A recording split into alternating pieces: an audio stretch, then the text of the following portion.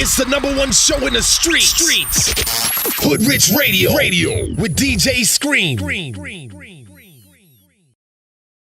Hoodrich Radio is Wednesday. DJ Scream and Moran is here. It's time for that real Atlanta Wednesdays, and he pulled up on us, man. All the listeners wanted him on Hoodrich Radio. Facts, highly requested. What was going on? What was taking so long? Highly requested. Rallo is in the building right here. Go! And I gotta say this too before we pop it up, man. Rallo, before he came up here, it was like 20 people outside. He stopped and took pictures with all of them. Yeah. I don't think Straight it get when we talk about real Atlanta Wednesdays, man. I don't think it get too much more solid than Rallo. Somebody that's from right here on the turf, you know what I'm saying? Down It's been on the turf, you know what I'm saying? And exactly, 100,000%. So first off, how you feeling, brother? How is everything? Man. Blessed, man. I'm just trying to take everything to the next level, keep working, keep thinking, you know what I'm saying? Stay ahead of the game. Mm-hmm. And then sometimes, you know, you take a step forward, it's like you take 2 steps backwards, but, you know, I'm still focused, I'm still grinding, I'm still humble, still patient, you know, I'm still hungry at that. You're still hungry, you got to keep working, man. Let's talk about, like, the present right here, Rallo. I want to make this interview about what space you're in now, what's going on now, what's going to happen moving forward. We ain't going to talk about nothing really too much from the past. It is Real Atlanta Wednesday, so we're going to talk about a little Atlanta stuff, but let's talk about what we can expect for 2018 and what your motive is. I mean, you know, I just dropped my project, Diary of the Streets 3, of course, and I got a lot of screens off that, you know what I'm saying? A record popped off of it, a record that I didn't expect. You know, that was just my intro to my mixtape or whatnot. And I got this song called Ahk Spit, Pop Spit, you know what I'm saying? It's doing amazing in the clubs, and you know what I'm saying? It's a good performance song. I feel the energy real good. It's probably my biggest song I ever performed. It's a single by myself. You know what I'm saying? I'm reaching out. I got Kevin Gates getting on now. I'm trying to get Drake on now. I'm reaching out towards a lot of people, and it's going to be probably the biggest record of my career. And I was going to drop a project 4th of July. I might still drop a project for my artists or whatnot that I'm going to sign to my label or whatnot. But I was going to drop my actual project, but the label telling me, like, man, look, man, you got a silent project right here, man. You got like 3 singles off this. You need to work this one and work the other single, then work the other single and close out the year like that. You'll have 3 charted records. And you know what I'm saying? You know, I'm used to just dropping, you know what I'm saying? And I ain't used to working the records like the labels and stuff like that. But now I'm crossing over into that. So I'm able to do that. That's what's new for me. I think as long as you're giving people stuff, whether you just give them game on your social media or music, or you just doing something for the community, as long as Rallo's active, you're good. Everybody's happy as long as you're just active. I'm staying active. Yeah. I will not stop. You will not stop. He's making that very clear. Very clear. Was the Ahk record before or after these police situations where they was kind of trying to target y'all and the tour bus and everything? Like, it seemed like they kept pulling y'all over trying to mess with y'all. The police always messed with me for a long period of time because, you know, I had a lot of stuff going on before the music or whatnot. Like, before the people knew who I was, I kind of got away with a lot of stuff that I ain't supposed to get away with. You know, I went to prison a couple times, and I always been on the radar, you know what I'm saying? But around that time, the people, the DA at the District Attorney of Atlanta and a couple DAs within the other systems in Cobb County and Fulton County, they just went up to the federal prosecutor, and it was like, we feel like you're getting away with too much, and we need help. And that's when the Federal Bureau of Investigation, that's when the FBI got on me real heavy. And once they get on you, it's just kind of really, they made the record pop, because when they started messing with me, the people started coming like F12, 12 can't stop spit, 12 can't stop spit, and then when the record started going on, I just started seeing the screens go up humongously. Like, it started going up past my NBA Youngboy record. You know, he was the hottest at the time or whatnot. And it just started just bubbling, and they really gave me the record when they started messing with me. Blessing in disguise. They blessed me with a record, and things kind of cooled down, because it was like, you know, they only be on you like 6 months to a year. They use their resources or whatnot, and you know, I ain't been in the streets or nothing like that, so it's going real good for me. But they did give me a record though. Thank the police for that. Gotta love it, man. What's some of your favorite Atlanta music to like ride to and vibe to right now outside of your own crew, man? What's on your playlist?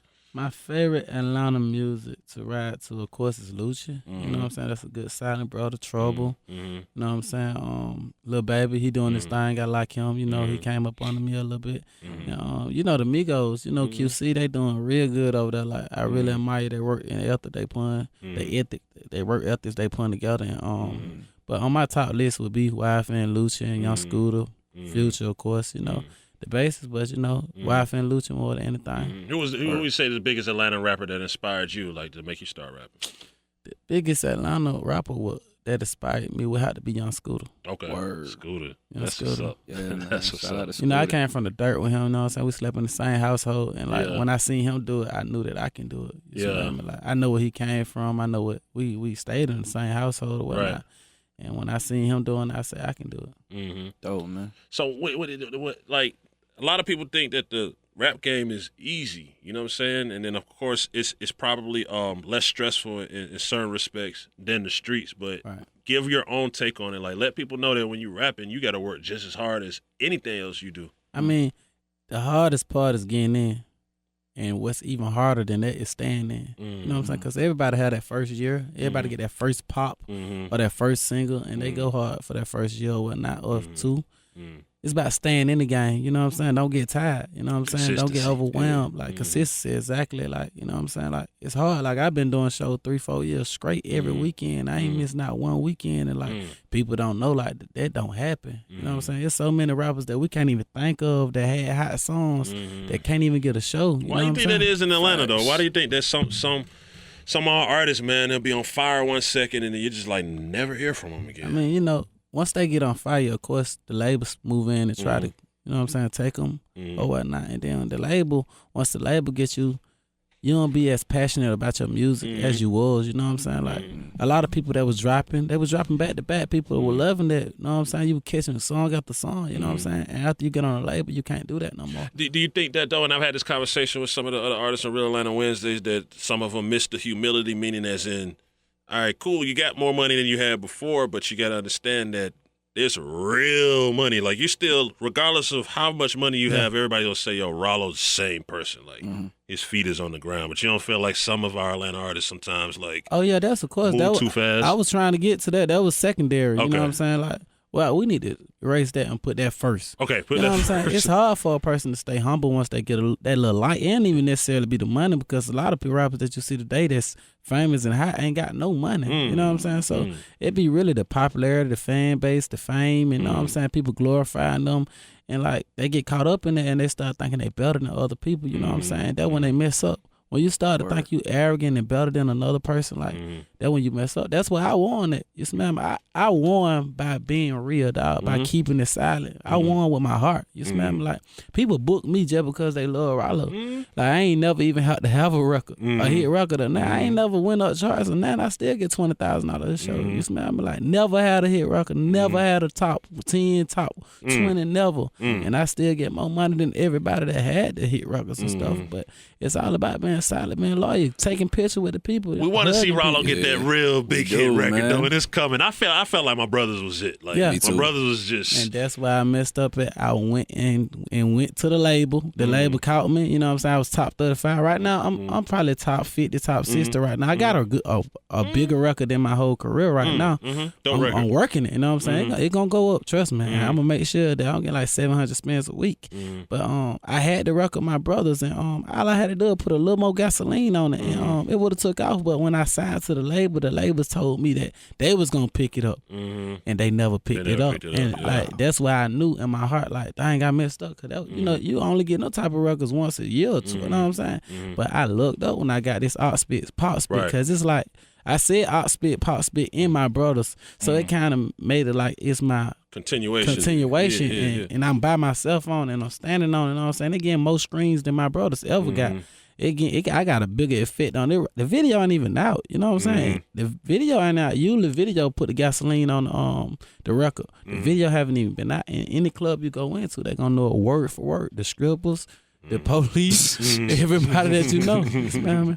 So how does Rallo stay grounded and humble? Because, you know, we know you got the money, you know you got the success. So how do you stay humble? I mean, I feel God, you know what I'm saying? Word. I love God, you know what I'm saying? I love my people, you know what I'm saying? I love everybody around me, you know what I'm saying? And like, I know where I came from, you smell me?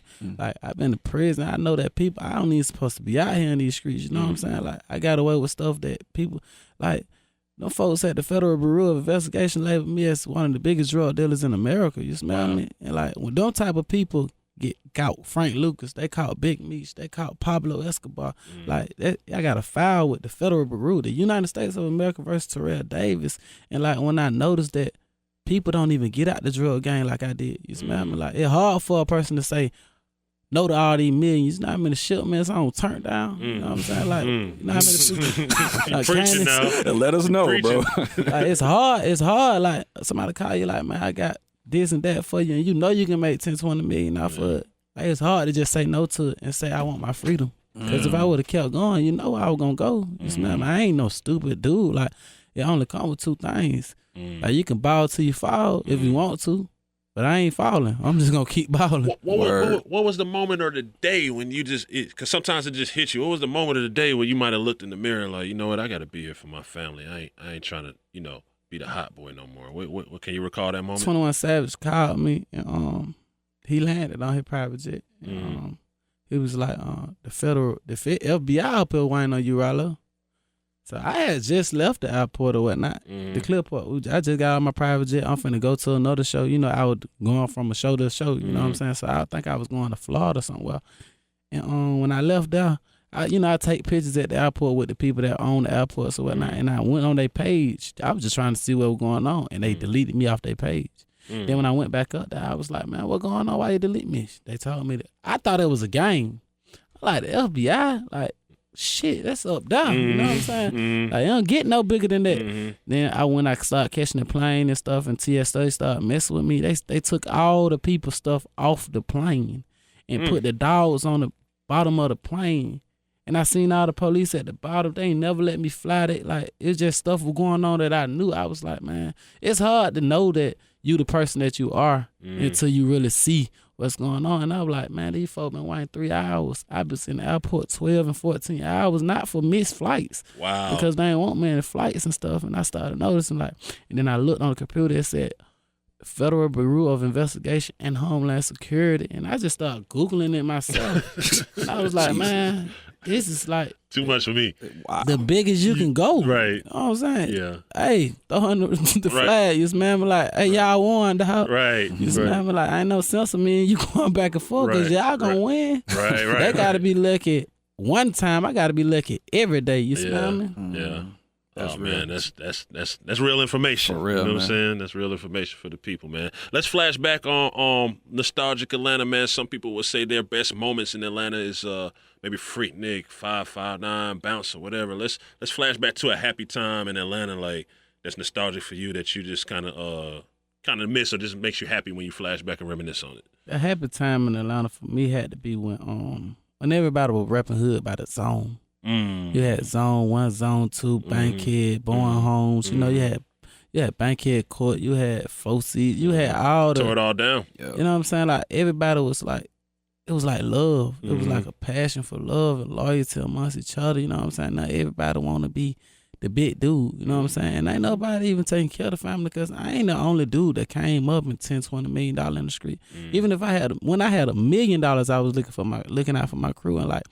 Trust me, every rapper that I named, or every rapper that probably you know that you been in the game a minute. They made millions, dog, and they ain't give back. They ain't even try to do like ain't take me nothing but a couple million to buy my apartments and take care of my family. And it don't cost nothing to give my partner them a couple $100 to drive every week. Just man, like they rather go get some security. They don't even know these folks. Just man, they rather go get people that cook for them that they never knew before. They rather go buy all the new expensive clothes that they never even wore before, dog. I don't care nothing about that, dog. I'd rather go buy everybody with me a pair of white FO1 before I buy myself a pair of $1,600 shoes or $1,000 shoes. You smell me? When I go take that same $1,700 and go to Foot Locker and buy everybody with me a pair of white ones and everybody fresh. Everybody That's why everybody like me because like everywhere you see me, only thing I argue with my partners about is keeping yourself up. Why you ain't got no haircut? Why you ain't got no brand new shoes on? Why you ain't got no money in your pocket? You broke. You can't buy me something to eat.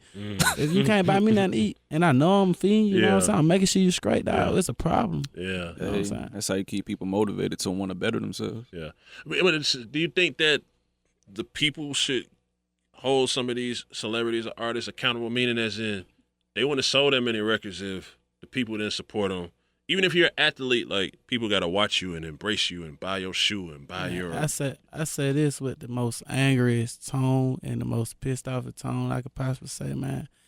The artists are real fucked up people, dog. They're real bad people, bro. Like, cause they can just give a little, bro. Not even a lot, dog.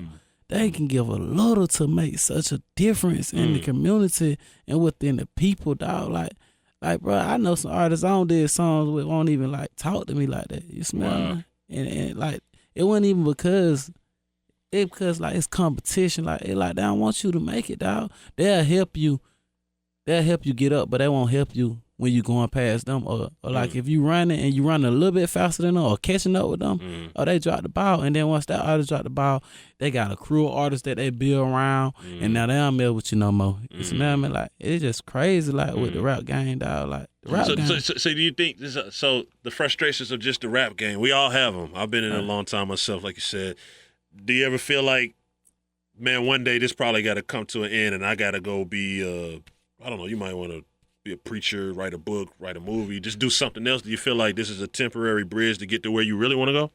I feel like music is never gonna end. Like the rap game, the R&B, hip hop, none of it is never gonna end. So with what I have learned, you know what I'm saying, what I taught myself, I'm gonna use that and, you know what I'm saying, build more artists and stuff. Like I ain't gonna give up on the game, dog. I'm gonna just make sure. That's why I ain't signed no artists like that, because I want to make sure they work ethic like me and they heart where my heart at. You smell me? Like I can sign anybody, dog. But so I know you got a crew, but you actually haven't signed any of them as artists. That's just family.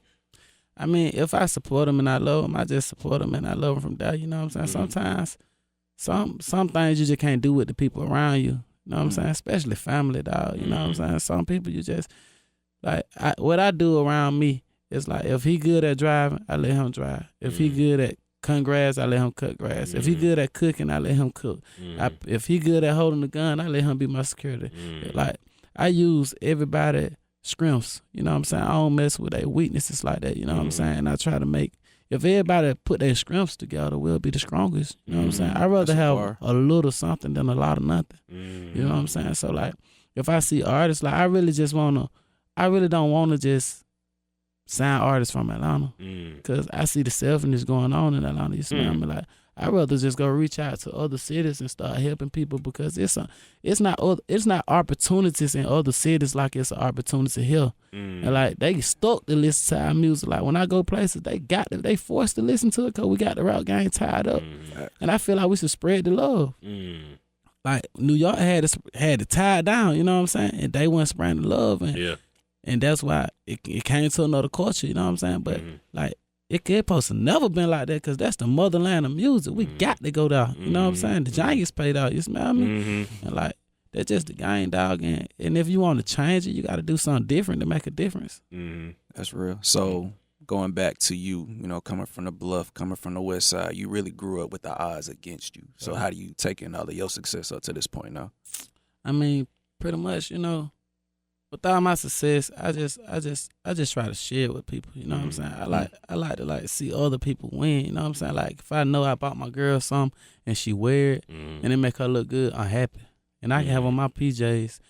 My ultimate goal in life is for everybody around me and under me to look better and do better than me. And if that ain't done, then the job ain't complete. You know what I'm saying? Everybody got to be winning. Like, I don't want to be the person that just succeeded and nobody else succeeded around them. Okay, they gonna talk about Rallo forever. I made it and I made it out. You know what I'm saying? I probably broke history with getting out the drug game.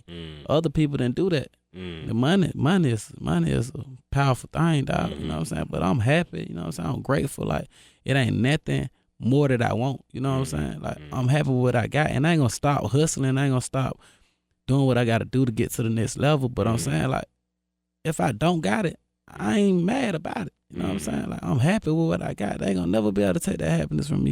You smell me? Rallo, man, you're welcome at Hoodrich Radio anytime. Let's play this record, man. We love your message. We appreciate you pulling up on us. We've been supporting you from day one. Y'all too. Introduce this record right now. Hey, man, this is my new record, Ahk Spit, Pop Spit. And this out my Diary of the Streets 3 project, man. Found. Boom! There it is, Hoodrich Radio, 92.3, 96.7 to beat. Real Atlanta Wednesdays. Keep us locked. It's Hoodrich Radio. You better not change the station.